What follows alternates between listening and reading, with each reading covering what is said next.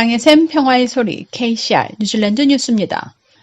제신다 아던 총리와 애슐리 블룸필드 보건국장의 4시 브리핑 내용입니다.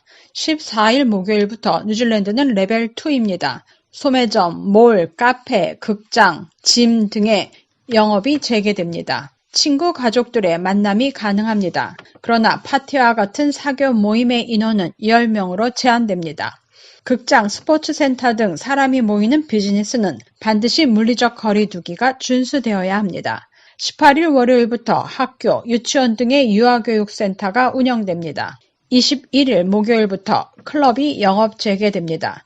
클럽에서의 감염이 새로이 전파된 한국의 경우처럼 감염 위험이 커 가장 늦게 영업 재개합니다. 10일 후 전 세계에서 가장 빠르게 모든 비즈니스 영업이 재개되는 겁니다. 5월 11일 오후 1시 코비드-19 현황입니다.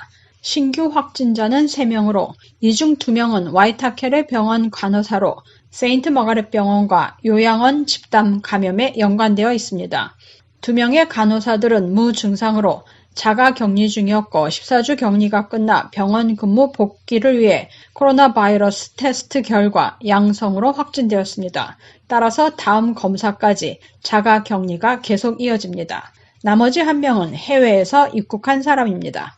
11일까지 누적 확진자 및 의심 환자는 총 1,497명이며 회복 환자는 총 1,386명으로 어제보다 15명 증가하여 총 93% 환자가 회복되었습니다. 2명 환자가 병원 치료 중으로 1명은 미들모어 병원에서 다른 1명은 노쇼 병원에서 입원 치료 중입니다. 집중치료 환자는 없으며 추가된 사망자도 없어 사망자는 총 21명입니다. 어제까지 3,900여 건의 검사가 이루어졌고 총 검사 횟수는 19만 4,191회입니다. 헌혈 서비스는 코로나 바이러스로부터 회복된 사람들로부터 혈액에서 혈장을 채취하여 심하게 앓고 있는 다른 환자들을 위해 사용하도록 노력 중입니다. 코로나 바이러스에 감염되었지만 회복된 사람들의 혈액에는 항체가 생겨나므로 이를 이용해 중환자실에서 고통 겪고 있는 환자들을 위해 쓰여질 것이라고 블러드 서비스는 밝혔습니다. 수혈의학 전문의는 전염성 질환에서 회복된 사람들의 혈장을 이용해 치료제로 이미 수십 년 전부터 사용되어 왔으며 사스와 H1N1 바이러스 감염 경우에도 사용했다고 설명했습니다. 블러드 서비스는 앱섬, 해밀턴, 웰링턴, 크라이스트처치 등 4곳 헌혈센터에서 회복된 환자들로부터 혈액을 모으고 있으며 물론 헌혈자의 엄격한 사전 검사가 앞서고 있다고 덧붙였습니다. 블러드 서비스는 이 치료 방법이 코로나 바이러스를 이기는 데 큰 도움이 되기를 바라며 또 코로나 바이러스를 이기기 위한 노력에 동참할 수 있게 됐다고 밝혔습니다. 어제 코로나 바이러스 확진을 받은 2명 중 1명은 15일 전 미국에서 뉴질랜드로 입국한 여성으로 밝혀졌습니다. 4월 25일 뉴질랜드에 도착한 20대 여성은 마누카우 지역 주민이며 모든 입국자와 동일하게 뉴질랜드에 도착한 후 14일 자가격리 시간을 가졌습니다. 하지만 코로나 바이러스 확진 판정은 14일 자가격리가 끝난 15일째에 나왔습니다. 보건부는 확진 결과가 자가격리 때 나왔는지 아니면 그 이후에 나왔는지에 대해서는 언급하지 않았으나 20대 확진 여성은 현재 개인주택에서 자가격리 중이라고 밝혔습니다. 그녀와 같은 비행기로 뉴질랜드에 도착한 모든 사람은 2주 자가격리에 들어갔기 때문에 별도의 감염 추적은 필요하지 않다고 보건부는 발표했습니다. 코로나 바이러스는 평균 5일의 잠복기를 갖는 것으로 알려졌지만 일부의 경우 무증상 기간이 14일까지 가는 경우도 있고 특이하게 잠복기가 더 길어지는 경우도 있습니다. 이번 주에 확진을 받은 한 케이스도 무증상 기간이 길어질 수 있음을 나타냈습니다. 한 달 전에 집단 감염이 발생한 마리스트 컬리지의 한 학생이 이번 주에 미미한 확진 판정을 받았습니다. 이 여학생은 코로나 바이러스 감염의 마지막 단계로 전염성이 거의 없는 상태라고 보건부는 답했습니다. 어제 발표된 다른 확진자는 오클랜드 세인트 마가렛 요양원 관계자로 자가격리 중 확진 판정을 받았습니다.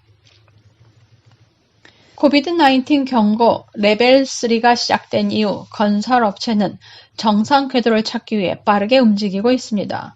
특히 정부 주택 건설은 정부의 지원을 받아 신속하게 일을 시작하고 있습니다.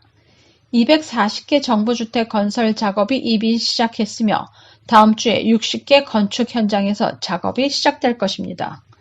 메가누즈 주택부 장관은 현 정부는 코로나 바이러스 사태에서 벗어나 더 많은 사람이 일자리로 돌아가고 경제가 다시 움직이길 바라며 주택 건설 프로그램으로 더 많은 일자리와 주택을 창출하고자 한다고 말했습니다. 레벨 3 단계에서 100개가 넘는 정부 주택 건축 현장이 가동되고 있으며 건설 파트너 및 계약업체에 현금이 원활하게 유통되어 경제가 돌아가는 데 큰 도움을 줄 것이라고 우주 장관은 덧붙였습니다. 현재 7,000채의 정부 주택이 건설 계획 단계에 있으며 3,000채는 이미 건설업체와 계약을 체결하여 12개월 이내에 완공될 것입니다. 코비드-19 위협에서 벗어나는 순간부터 국가 경제가 얼마나 빠르게 제자리를 찾느냐가 중요해집니다. 그래서 정부는 가능한 한 많은 주택 개발 공사를 진행할 것이며 이를 통해 국가 경기를 부양시키고 일자리 창출을 할 것이라고 우주 장관은 말했습니다. 지난 2월 이후 계속된 가뭄으로 오클랜드 와이타케레 레인지에 있는 상수원 보호댐들의 담수량이 30%에 이르고 있습니다.